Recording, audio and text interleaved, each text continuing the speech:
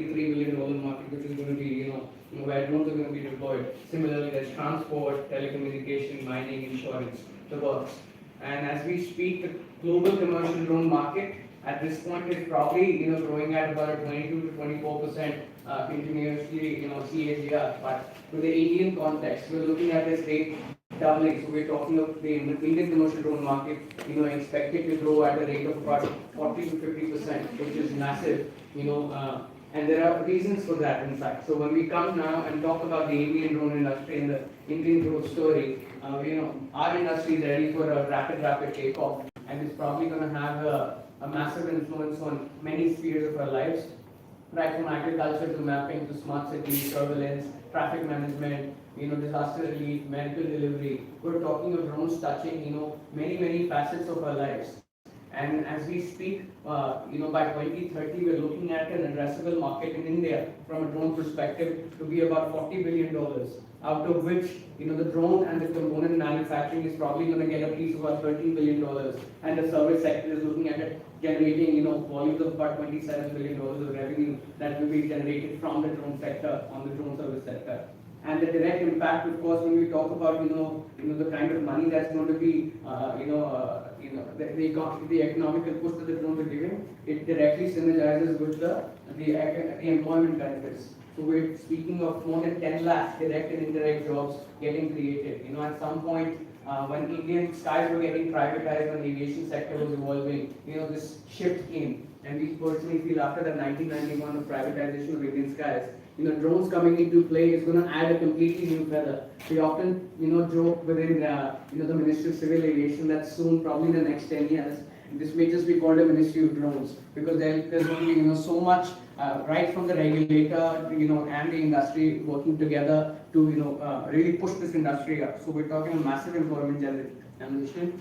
And the reason for that, in fact, our government, the Indian government, has taken several key initiatives to push and make India a global drone hub by 2030. So right from the liberalized drone rules, that were released in 2021, I want to add here. So for the first time, aircraft rules came in the year 1937. Drone rules for the first time have come in 2021. So about after 80 odd years, we're getting something specific for drones, which are completely liberal in nature. We're talking of release of airspace maps.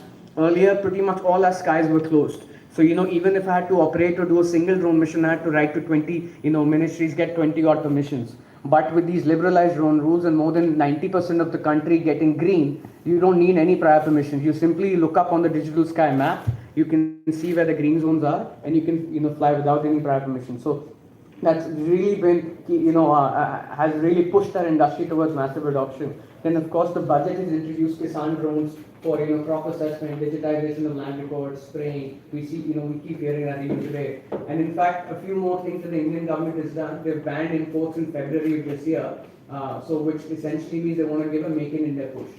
Today, we may not be at a completely indigenization stage. We're looking at, still assembling in India, and many people do question the Indian industry. अरे आप लोग तो सिर्फ assemble कर रहे हैं, drone बना रहे हैं.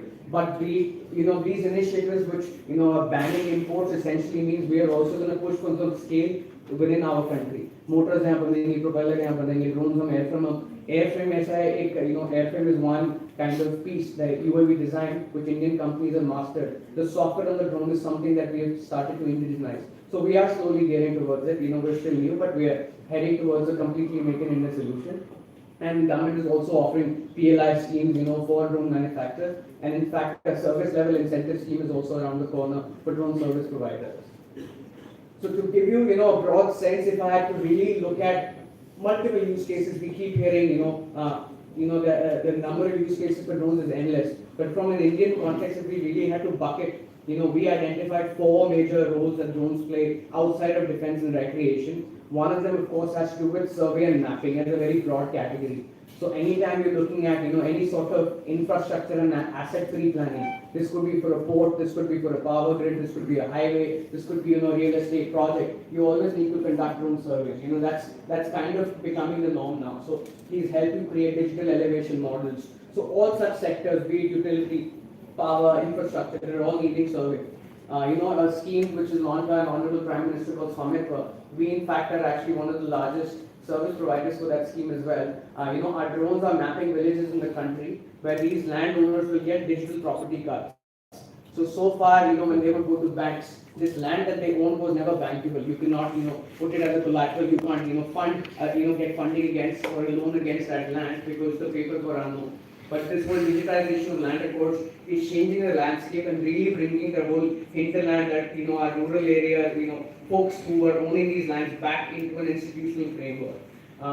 Then, another big use case would be surveillance, inspection, monitoring. Why we say all of this, together? These are all video-based, platforms which are getting used. So, yeah, from a surveillance perspective, it could be the police or the Homeland Security, securing our borders, or even certain VIP events. When we talk about inspection and monitoring, most assets, oil and pipeline gas inspections, power grid, power line inspections, railways, roadways, they continuously need to be monitored. So that's another bucket which is going to play a large role when we talk about drone solutions.